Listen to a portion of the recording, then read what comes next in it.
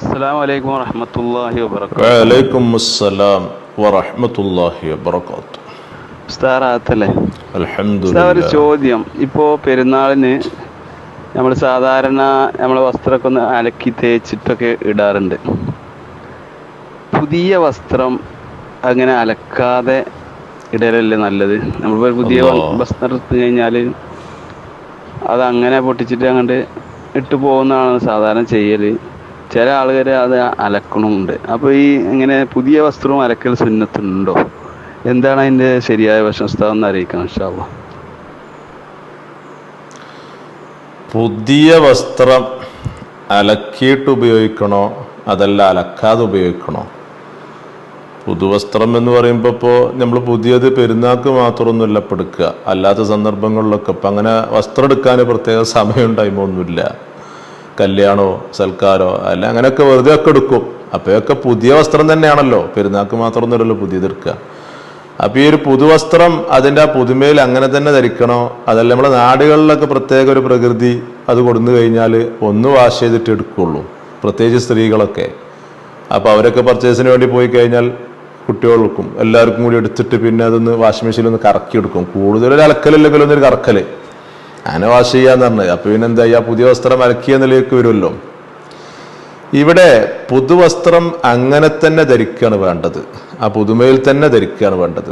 അതല്ലാതെ അത് അലക്കിയെടുക്കുക എന്ന് പറയുന്ന ഒരു പരിപാടി അത് മോശമായ ഒരു ബിദ്അത്തിലാണ് ഫുഖഹാ പെടുത്തിയത്. അത് നല്ലൊരു ചര്യയല്ല, മോശമായൊരു ഏർപ്പാടാണ്. പഴയ കാലത്തൊന്നും ഇല്ലാത്തൊരു ഏർപ്പാട് നമ്മൾ പുതിയതായിട്ട് കൊണ്ടുവരിക എന്ന് പറയില്ലേ. പിന്നെ അവിടെ നജസിനൊക്കെ സാധ്യതയുണ്ടെങ്കിൽ ആ വസ്ത്രം നജസിന് സാധ്യതയുണ്ട് എന്നുണ്ടെങ്കിൽ അപ്പം നമുക്ക് എന്തുണ്ട്, കൈകൾ സുന്നത്തുണ്ട്. ഈ റൂട്ടിലാണ് കർമ്മശാസ്ത്ര പണ്ഡിതന്മാരിൽ പോയത്.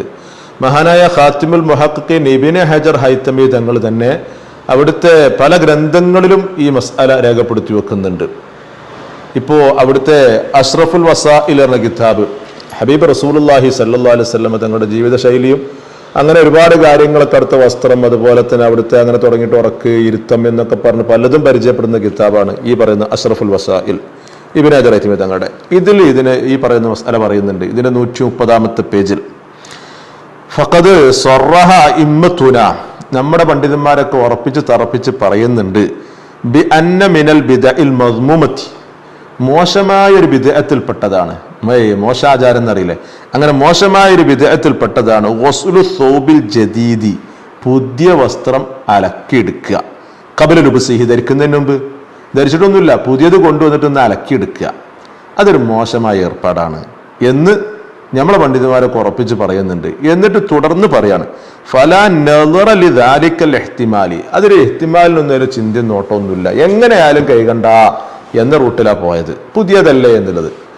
എന്നാൽ ഇതിപ്പോ എൻ്റെ മഹാനവറുകൾ അഷ്റഫുൽ വസാഇൽ പറയുമ്പം ഇബ്നു ഹജർ ഹൈതമി തങ്ങളുടെ അവസാന ശബ്ദം എന്ന് നമ്മളിപ്പോഴും വിളിക്കാറുള്ള കിതാബും അതുപോലെ തന്നെ നമ്മളിപ്പോൾ ആധാരാക്കുന്ന കിതാബും ഷാഫി മദ്ഹബിലെ ആധികാരിക ഗ്രന്ഥവും എന്നൊക്കെ പറയുന്ന മഹാനവറുകളുടെ തന്നെ തുഹ്ഫത്തുൽ മുഹ്താജിൽ മഹാനവറുകൾ അവിടെ നജസിനിക്ക് ഇഹ്തിമാലുണ്ടെങ്കിൽ കഴുകൽ സുന്നത്തുണ്ട് എന്ന് വെക്കണം, അല്ലെങ്കിൽ കഴുകണ്ട, പുതുമയിൽ അങ്ങനെ തന്നെ ധരിക്കുകയാണ് വേണ്ടത്. തുഹ്ഫയുടെ 2-ാം വാള്യം ഇതിന്റെ 200-ാമത്തെ പേജിൽ വ്യക്തമായിട്ട് പറയുന്നുണ്ട്. അതാണ് പിന്നെ സ്ഥിരപ്പെടുക. നജസിനിക്ക് സാധ്യതയുണ്ടോ എന്നാൽ കഴുകൽ എന്തുണ്ട്, അത് അത്രയും സാധ്യത വരണം. മാ കറുബ ഇഹ്തിമാലു എന്നാ പറഞ്ഞത്, മാ കറുബ ഇഹ്തിമാലു നജാസത്തിഹി, രണ്ടും കൂടി ഇട്ടിട്ടാ പറഞ്ഞത്. കറുബയും പറഞ്ഞു ഇഹ്തിമാലും പറഞ്ഞു. അപ്പൊ ചെറിയൊരു സാധ്യത ഒന്നും പോരാ, നജസിനക്ക് വലിയൊരു സാധ്യത കാണുന്നുണ്ട് എന്നുണ്ടെങ്കിൽ അവിടെ കഴുകൽ സുന്നത്ത് വരും, അപ്പൊ സുന്നത്തുണ്ട്. അല്ല അപ്പൊ പിന്നെ പണ്ഡിതന്മാരൊക്കെ പറഞ്ഞല്ലോ, ഈ പറയുന്ന പുതുവസ്ത്രം ഈ പറയുന്ന അലക്കൽ മോശമായ ബിദ്അത്താണ് പലയിടത്തും കാണുന്നുണ്ടല്ലോ. ഖൗലുഹും, പണ്ഡിതന്മാരുടെ വാക്കുണ്ട്, മിനൽ ബിദഇൽ മദ്മൂമത്തി ഗസ്ലു സൗബി ജദീദ്, പുതിയ വസ്ത്രം കഴുകുക, അത് വാഷ് ചെയ്യുക എന്ന് പറയുന്നത് അത് മോശമായ ഒരു ബിദ്അത്തിൽ പെട്ടതാണെന്ന് പറഞ്ഞത് മഹ്മൂലൻ, അത് ചുമത്തപ്പെടണം, അല്ല വൈരി ദാലിക്കായി, വസ്ത്രം അല്ലാത്തടത്തൊക്കെ ചുമത്തിയാൽ മതി എന്നുള്ളത്. ആ വസ്ത്രത്തെ പറ്റി പറയുകയാണെന്നുണ്ടെങ്കിൽ പുതുതാണോ എന്നാൽ നജസിനൊന്നും സാധ്യതയില്ലേ, എന്നാൽ അത് കഴുകൽ എന്താണ് ഈ പറയുന്നതിന്റെ മോശമായൊരു വിധത്തിൽപ്പെട്ടത് തന്നെയാണ്. നജസിനിക്ക് അത്ര സാധ്യത ഉണ്ട് എന്നുണ്ടെങ്കിലാണ് കഴുകാൻ വേണ്ടി പറഞ്ഞത്. ഇത് മഹാനവർ തന്നെ പലയിടത്തും പറയുന്നുണ്ട്. അവിടുത്തെ ഫത്താവുൽ കുബ്ര, ചോദ്യ ജവാബ്, എൻ്റെ ഈ പറയുന്ന എൻ്റെ സുആല്, അതുപോലെ തന്നെ അവിടെ ജവാബായിട്ട് പറയുന്ന ചോദ്യ മറുപടിയിൽ അവിടെ പറയുന്നുണ്ട്. അതുപോലെ തന്നെ ഈ നബി ഇമാമിന്റെ ഈലാഹ് വിശദീകരിച്ചു, ഷറഹുൽ ഈലാഹ് അല്ലെ ആഷ്യത്തുൽ ഈലാഹ് എന്നൊക്കെ പറയാം. അവിടെയും മഹാനവറുകൾ ഇങ്ങനെ ഈ എൻ്റെ ഇഹ്റാമിന് വേണ്ടിയിട്ട് വസ്ത്രം ധരിക്കുന്നിടത്ത് പുതിയത് വേണം എന്നൊക്കെ പറഞ്ഞ് ചർച്ച ചെയ്യുന്നിടത്ത് അതും പറയുന്നുണ്ട്. മഹാനായ സയ്യിദുൽ ബക്കരി റഹിമഹുല്ല അവിടുത്തെ ആനത്ത് ത്വാലിബിൽ മസ്അല കൊണ്ടുവരുന്ന 1-ാം വള്ളത്തിൽ അങ്ങനെ പല സ്ഥലങ്ങളിലും പല കിതാബിലും ഇത് പറയുന്നുണ്ട്. ഇബ്നു തങ്ങൾ തന്നെ പലയിടത്തും പറയുന്നുണ്ട്. അപ്പൊ ഇതിന്റെ ആകെ തുക പറയുകയാണ് എന്നുണ്ടെങ്കിൽ നമ്മുടെ ഒരു പൊതുവെ നമ്മുടെ ഒരു ധാരണയും ഒരു രീതി എന്താണ്, പുതിയത് കൊണ്ടുവരിക, ഒന്ന് വാഷ് ചെയ്യുക, എന്നിട്ട് അത് ഈ പറയുന്നത് ധരിക്കുക. നമ്മളെ കുട്ടികളതായാലും അപ്പോൾ അങ്ങനെയൊക്കെ ചെയ്യാറുണ്ട്.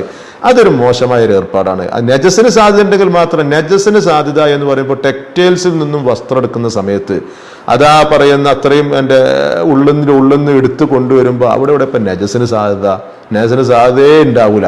എന്നുവെച്ചാൽ റോഡരികിൽ ഇട്ടാണ്ട് അങ്ങനെ വിതറിട്ടൊക്കെ വെക്കുന്ന സമയത്ത് ചിലപ്പോൾ ഇങ്ങനെയൊക്കെ കാണുന്ന സമയത്ത് ഇങ്ങനെ പൊടി വാരി അങ്ങനെയൊക്കെ ആയി അപ്പൊ നമുക്ക് വേണമെങ്കിൽ പറയാൻ പറ്റും നജസിനൊക്കെ സാധ്യത ഉണ്ടാവും എന്നൊക്കെ വേണമെങ്കിൽ പറയാം. അങ്ങനെ ഇട്ടുള്ള ഷർട്ടുകളൊക്കെ ഉണ്ടാവില്ല. പെട്ടെന്നുള്ള ഒരു കച്ചവടം, തട്ടിക്കൂട്ടിയ കച്ചവടം.